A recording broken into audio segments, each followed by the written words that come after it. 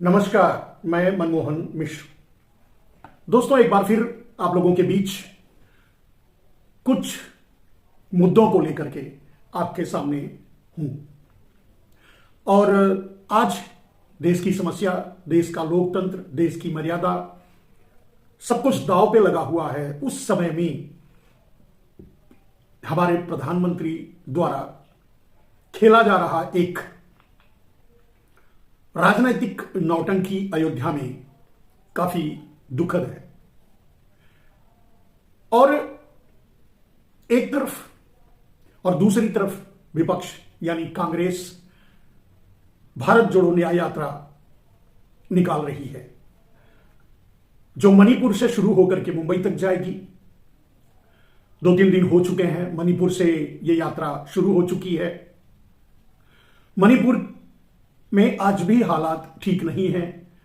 मणिपुर में राहुल गांधी लोगों से मिले, जो मिले दोनों समुदाय, चाहे वैती हो चाहे कुकी हो, दोनों समुदायों ने अपना अपना दुख अपने अपनी तरीके से व्यक्त किया। बात तो साफ है कि एक समुदाय दूसरे समुदाय का दुश्मन नहीं है। अगर कोई दुश्मन है तो वहां की सरकार है, जो दोनों समुदायों को लड़वा करके अपना कोई दाव साधना चाहती है, अपना कोई षड्यंत्र साधना चाहती है, अपनी कोई मंशा पूरी करना चाहती है। यह बात खुलकर सामने आया है। अब देश इस बात को कितना समझेगा, समझ पाएगा, नहीं समझेगा, यह अलग बात है। लेकिन राहुल गांधी ने तो भारत जोड़ो न्याय यात्रा की शुरुआत कर दी है, जहां एक तरफ अयोध्या में भगवान श्री राम के नाम पर, रामलला के नाम पर, मर्यादा पुरुषोत्तम भगवान श्री राम के नाम पर एक बहुत बड़ी षड्यंत्रकारी राजनीतिक नौटंकी खेली जा रही है। वहीं देश के हालात से पूरा देश, आप, हम और सभी अनभिज्ञ नहीं है। अगर कुछ घटनाओं पर बात करें, क्योंकि आज का जो विषय है वो है राहुल बनाम मोदी, और इसी विषय पर मैंने एक दिन पहले भी अपनी बात रखी थी। यह बात राहुल बनाम मोदी तक खत्म नहीं होती। राहुल बनाम मोदी मतलब सत्य बनाम असत्य, मतलब यथार्थ बनाम जुमला, मतलब धर्म बनाम अधर्म। दोनों तरफ की व्याख्या अलग अलग तरीके से हम आपके सामने रखने की कोशिश करेंगे, बस 5-5 मिनट में। अगर पहले शुरुआत करें अयोध्या से, नरेंद्र मोदी की राजनीतिक नौटंकी से, तो आप देख रहे हैं कि किस तरह से यह नौटंकी पूरे देश पर हावी होती जा रही है। हालांकि नरेंद्र मोदी अब यह जान चुके हैं कि वो किसी भी कीमत पर अगले प्रधानमंत्री नहीं बन सकते। भले ही उन्होंने लाल किले से यह घोषणा कर दी कि अगला भाषण उनका ही होगा, इसके बावजूद भी उन्हें यह पता है कि अब वो उनको यह देश चांस नहीं देगा। और उसमें बाधा है ईवीएम। मैंने पहले भी बताया था मेरे दोस्त, कांग्रेस इतने पुरजोर तरीके से ईवीएम के मुद्दे को इसलिए नहीं उठा रही है क्योंकि ईवीएम की चाबी अब कन्वर्ट हो चुकी है। अब ईवीएम की चाबी नरेंद्र मोदी के हाथ में नहीं, कांग्रेस के हाथ में जा चुकी है। Point number 1। Point number 2, Narendra Modi खुद कुछ दिनों में ही चुनाव आयोग से अपील करके और ईवीएम पर बैन लगवाएंगे और बैलेट पेपर से चुनाव करवाएंगे। अब सवाल यहां की बात शुरू होता है गंभीर। मेरे दोस्त, यह नरेंद्र मोदी की इंटरनल सर्वे और उनका अपना आकलन जो सामने आएगा, उससे आगे का डिसीजन तय किया जाएगा। मान लीजिए अगर इंटरनल सर्वे उन्हें यह कहता है कि वो नहीं जीत पाएंगे बैलेट पेपर से, तो नरेंद्र मोदी के सामने अब एक ही विकल्प बचेगा, चुनाव को कैंसिल करके भारत में इमरजेंसी लागू करना। सो कर देंगे, 1 सेकंड भी वो सोचेंगे नहीं, देर नहीं करेंगे और देर नहीं लगाएंगे, क्योंकि उन्हें ही प्रधानमंत्री बने रहना है, ऐसा उन्होंने ठान के बैठा है। उनकी अपनी कोशिश रहेगी कि माहौल बनाने की कोशिश करें इस राजनीतिक नौटंकी से, अयोध्या की नौटंकी से, अयोध्या की एक चुनाव की शुरुआती रैली से। लेकिन उन्हें भी पता है कि इसका उतना बड़ा असर अब नहीं हो पाएगा, क्योंकि उसमें बहुत से लेकिन लग चुके हैं। जैसा कि जाना जाता है, नरेंद्र मोदी हमेशा जुमला, अधर्म और असत्य के साथ खड़े रहे हैं खुद वही करते रहे हैं। और मैंने राहुल गांधी की तुलना में जब मैंने इन शब्दों को जोड़ा तो आपको कई बार बता चुका हूं कि मैं अभी तक अपने रिसर्च के दौरान मैं अभी तक राहुल गांधी को कहीं झूठ बोलते नहीं सुना है। राजनीतिक जीवन में, व्यक्तिगत जीवन में मैं नहीं कह सकता, और वो बात तो मैं नरेंद्र मोदी के लिए भी कहता हूं, मैं व्यक्तिगत जीवन की बात नहीं कर रहा हूं। राजनीतिक जीवन में कभी भी नरेंद्र मोदी ने सच नहीं बोला है। जहां राहुल गांधी झूठ नहीं बोला वहां नरेंद्र मोदी ने सच नहीं बोला है। उसी तरह से नरेंद्र मोदी हमेशा जुमले में जीते रहे हैं। जो बोला वो भूल गए बस, वो भूल गए बस, वो जुमला है बस, इससे ज्यादा कुछ नहीं। वहीं राहुल गांधी काफी यथार्थ पे बात करते हैं। शिक्षा की आप जानते हैं नरेंद्र मोदी कितने शिक्षित हैं, राहुल गांधी कितने शिक्षित हैं, जो उनके कामों से दिखता है। नरेंद्र मोदी को एडवाइस की जरूरत पड़ती है और बहुत बार गलत एडवाइस, गलत संवाद में बहुत बड़ी बड़ी गलतियां और गलत बातें कर जाते हैं। वो राहुल गांधी नहीं करते। बोलने में, वाक्पटुता में भले ही राहुल गांधी उतने सक्षम ना हो, लेकिन जितने शब्द बोलते हैं वो अक्षरशः सत्य बोलते हैं और दिल से बोलते हैं, यथार्थ जिसको मैंने कहा। और इधर नरेंद्र मोदी जुमले के सिवा कुछ नहीं बोलते। वहीं धर्म और अधर्म की बात अगर लेंगे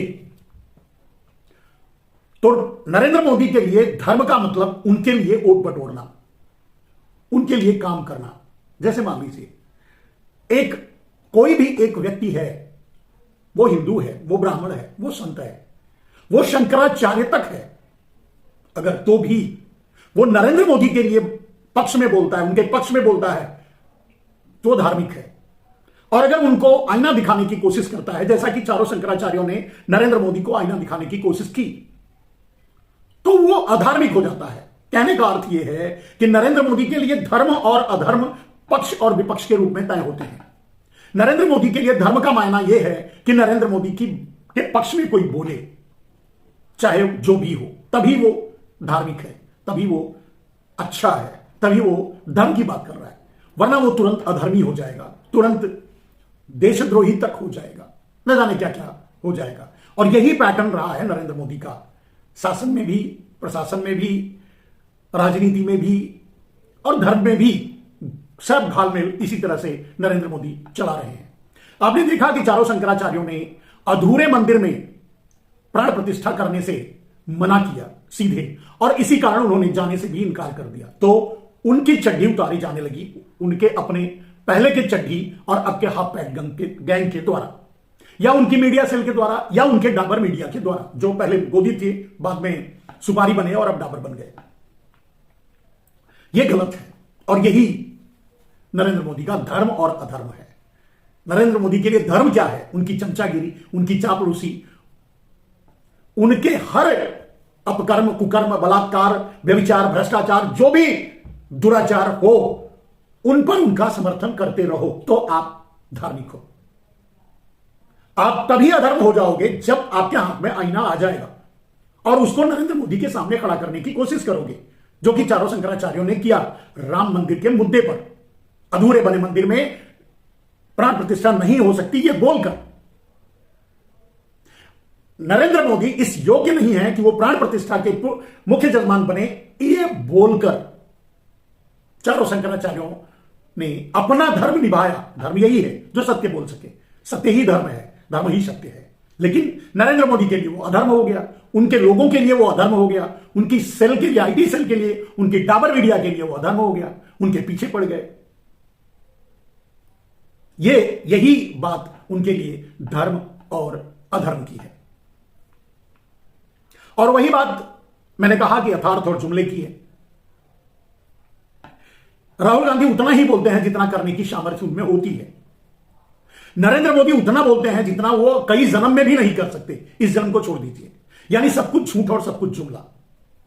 यही यथार्थ और यही जुमले की बात है। धर्म अधर्म और सत्य और असत्य, यही बात है। नरेंद्र मोदी के लिए सत्य वो बोल रहा है जो उनकी हां में हां मिलाए।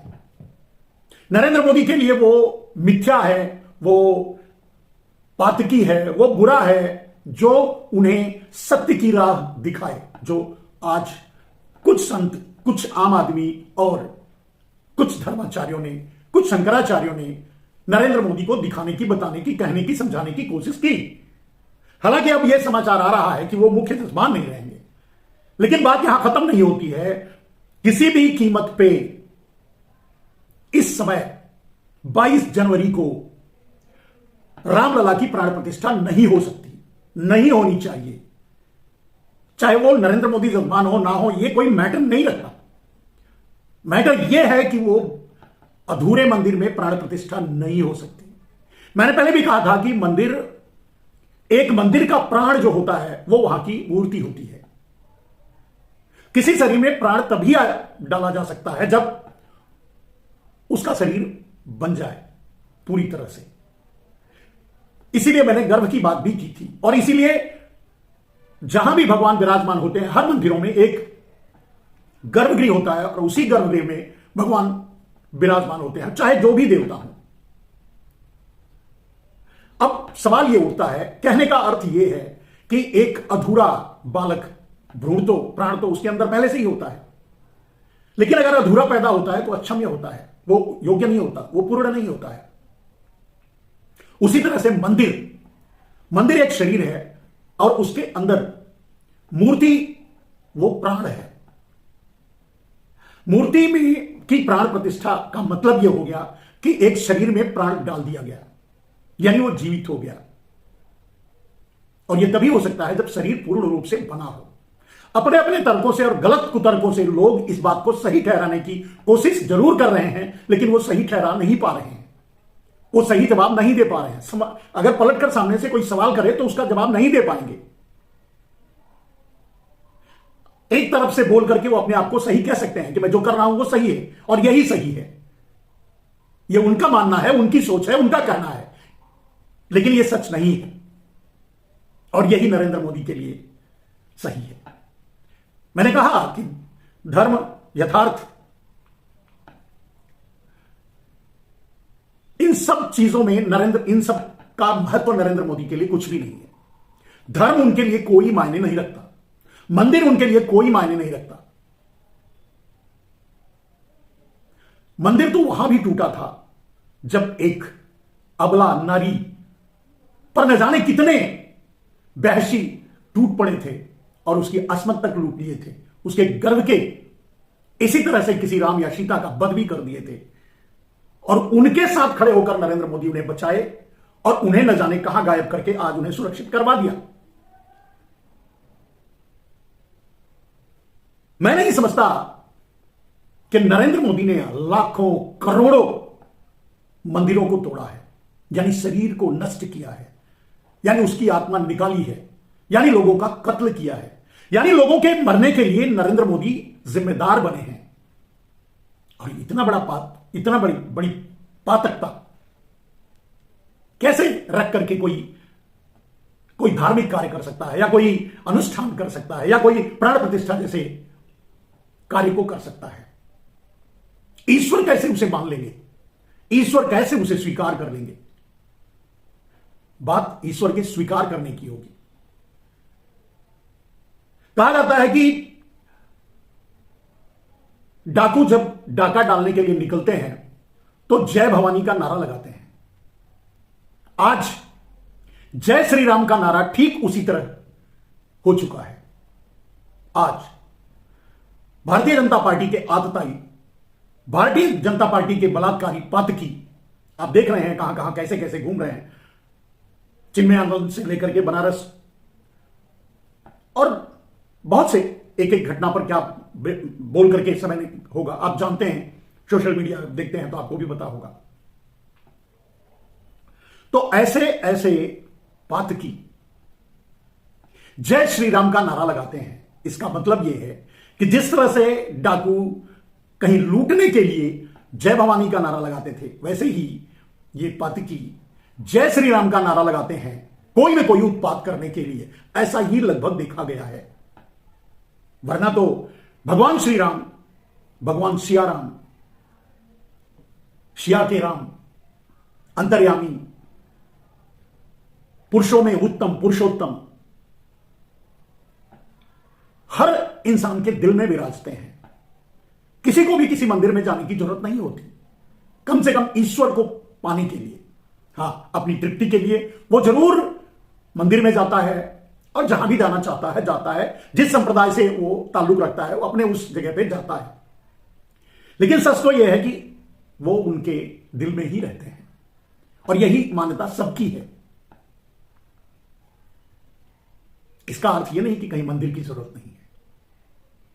मैंने बहुत गहराई से अध्ययन तो नहीं किया है, लेकिन दयानंद सरस्वती को के बारे में जैसा कि मैं समझता हूं, उन्होंने पाखंड का विरोध किया था। धर्म की आड़ में जो पाखंड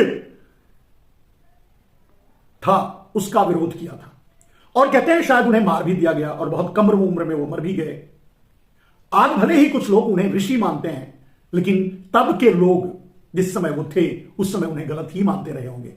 आप समझ सकते हैं, जो भी सत्य को सामने रखने की कोशिश करेगा उसे कोई सही नहीं मानेगा, कम से कम काफी दिनों तक, कुछ दिनों तक या बहुत दिनों तक। मैंने कहा मेरे दोस्त की मंदिर तो करोड़ों मंदिर तोड़े हैं नरेंद्र मोदी ने,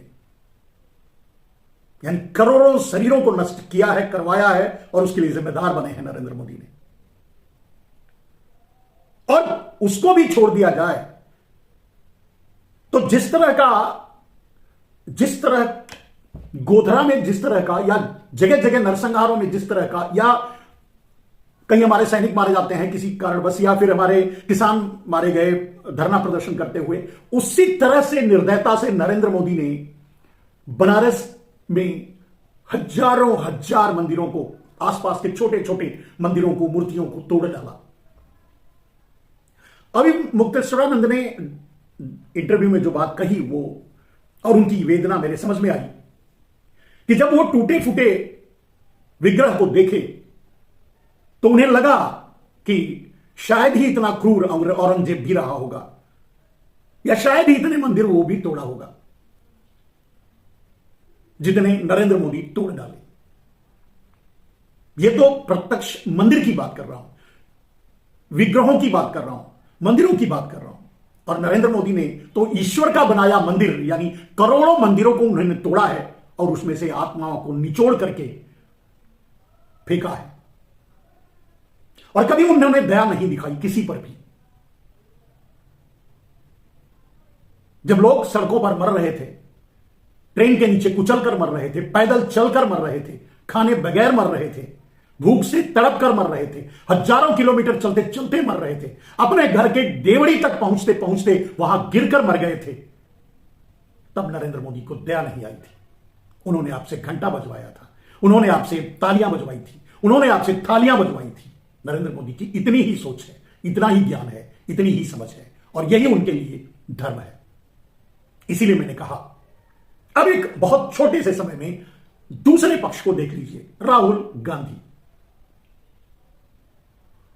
उनका कहना है कि वो न्याय के लिए लड़ रहे हैं, न्याय मांगने निकले हैं, और ये यात्रा तब तक चलेगी जब तक न्याय नहीं मिलेगा, न्याय मिलने तक।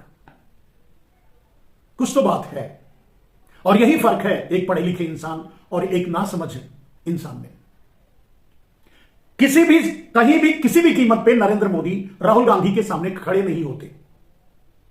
अगर ध्यान से देखा जाए, समझने की कोशिश की जाए, तो बहुत ऊंचा कद है राहुल गांधी का, भले ही उम्र में कम है नरेंद्र मोदी से। और किसी का भी ऊंचा कद तभी होता है, वही होता है जो वो इंसान को अपना समझता है, इंसान को गले लगाता है, प्यार बांटता है, नफरत से लड़ता है, मोहब्बत की दुकान खोलता है। ये सारे डायलॉग राहुल गांधी के हैं। मैं इसलिए बोल रहा हूं क्योंकि कोई भी अगर अपने दिल से सोचेगा तो इससे अलग हटकर नहीं सोच पाएगा। उसे क्या चाहिए? देश में, आम आदमी में, लोगों में प्यार ही ना। क्या नफरत किसी को रोटी दे सकती है? क्या नफरत किसी का घर बसा सकती है? क्या नफरत किसी देश को समृद्ध बना सकती है? और अगर बहुत छोटे स्तर पर बात करें तो आप बताइए कि 80 करोड़ लोग आज 5 किलो अनाज के लिए कटोरा लेकर खड़े हैं लाइन में। क्या कोई धर्म उनको इस से मुक्ति दिला सकता है? अगर दिला सकता है तो एक क्या 1000 मंदिर बना दिए जाएं, सिर्फ मंदिर ही बनाए जाएं, कुछ और नहीं, अगर दिला सकता है तो। जो लोग नौकरियों के लिए भटक रहे हैं, बेरोजगारी में तड़प रहे हैं, तरस रहे हैं, अपने मां बाप और अपने परिवार के ऊपर बोझ बने हुए हैं, जो युवा जिनसे बड़ी उम्मीद थी उनके बुजुर्गों को, उनके पेरेंट्स को, क्या कोई मंदिर, क्या कोई गुरुद्वारा, क्या कोई मस्जिद, क्या कोई जो भी चर्च, क्या कोई कहीं भी इनको इस दर्द से मुक्ति दिला सकती है? नहीं। इसका अर्थ यह है, मेरे कहने का अर्थ यह नहीं है कि आप मंदिर से दूर रहिए। मेरे कहने का यह अर्थ है कि इनके दर्द से जुड़िए। कोशिश कीजिए कि इनको इस दर्द से कैसे छुटकारा दिलाया जा सके। कोशिश कीजिए कि इन्हें नौकरी दी जा सके। कोशिश कीजिए कि महंगाई कम की जा सके। कोशिश कीजिए कि बुजुर्गों को जीने का अवसर दिया जा सके। कोशिश कीजिए कि जो लोग हैं, जो बच्चे हैं, जो आगे आने वाली पीढ़ी है, उनको शिक्षा मिल सके। कोशिश कीजिए। हो सकता है बड़े जागृत मंदिर हों केरला में, जो भी जितने भी, मैं नहीं जानता, लेकिन केरला के 100% साक्षर होने का श्रेय किसी मंदिर को नहीं जाता, किसी मस्जिद को नहीं जाता, किसी गुरुद्वारे को नहीं जाता, किसी चर्च को नहीं जाता। तमिलनाडु में भी वही है, आंध्रा या जहां जो भी प्रदेश शिक्षा में उन्नत कर रहे हैं, 100% शिक्षा अपने प्रदेशों में दे पा रहे हैं, सबको शिक्षित कर पा रहे हैं, या उनके दर्द दुख में भागीदार हो पा रहे हैं, मैं नहीं समझता कि इसका श्रेय किसी मंदिर को जाता होगा, गुरुद्वारे को जाता होगा, मस्जिद को जाता होगा। इबादत की जगह हो सकती है मंदिर, पूजा क्या स्थल है मंदिर। हम जाकर के वहां अपनी संतुष्टि पा सकते हैं, समस्याओं का समाधान नहीं। अगर सब कुछ मंदिरों से ही मिलता तो कहीं कोई हॉस्पिटल नहीं होता, किसी नाबालिग से बलात्कार नहीं होता, किसी की हत्या नहीं होती, कोई जेल में नहीं होता। बहुत से अन्याय हैं। कोई अडानी नहीं होता, कोई रामलाल श्यामलाल नहीं होता, कोई भूख से नहीं तरसता, कोई पैसे रखने की जगह नहीं ढूंढ पाता। ये अमीरी, ये गरीबी, ये समस्याएं अगर मंदिरों से सुलझती तो क्यों नहीं हर कॉर्नर पे, हर मोड़ पे, हर छोर पे मंदिर होने चाहिए। लेकिन दोस्तों, एक पापी, एक अधर्मी, एक अन्यायी, एक दुराचारी ने आपसे आपका सब कुछ छीन करके आपको मंदिर भेजना चाहता है, मंदिर के नाम पे बरगलाना चाहता है, धर्म की आड़ में अपने सारे पापों को छुपाना चाहता है, धर्म की आड़ में अपने बिखेरे सारे खून को साफ करना चाहता है, अपने सारे पापों को धोना चाहता है। समझने की कोशिश कीजिए। मैं एक आम आदमी हूं, एक अदना इंसान हूं। मेरी जो समझ है मैं वही आप तक पहुंचाने की कोशिश कर रहा हूं। मैं नहीं जानता कि मैं जो कह रहा हूं वो सही है, या नरेंद्र मोदी जो कर रहे हैं वो सही है, या जो आप सोच रहे हैं वो सही है। लेकिन जो भी सही है, जो सत्य है, मेरी गुजारिश है आप उस पर चलिए, सत्य को तलाशिए, साथ सत्य का दीजिए, साथ यथार्थ का दीजिए। और अगर इस समय आपको लगे कि कोई सत्य के लिए, कोई न्याय के लिए लड़ रहा है और वो आदमी राहुल गांधी है, तो जरूर जुड़िए इस भारत जोड़ो न्याय यात्रा से। मंदिर से क्या मिलेगा आपको यह तो मैं नहीं जानता, लेकिन इतना जानता हूं कि भारत जोड़ो न्याय यात्रा से शायद आपको न्याय मिले, शायद नरेंद्र मोदी से आपको मुक्ति मिले, शायद उनके अन्यायपूर्ण नीतियों से मुक्ति मिले। यह आपको तय करना है। नरेंद्र मोदी आज जो कर रहे हैं, जो करना चाहते हैं, जैसे प्राण प्रतिष्ठा गलत है, नहीं होना चाहिए, कर रहे हैं। आपको तो बस इतना ही कहना है, आपसे तो बस इतना ही कहना है, गुजारिश ही कर सकते हैं, गुजारिश करना है कि नरेंद्र मोदी फिर भी अपने पीएमओ हाउस में छुप जाएंगे, बाहर नहीं निकलेंगे, आपको नहीं सुनेंगे।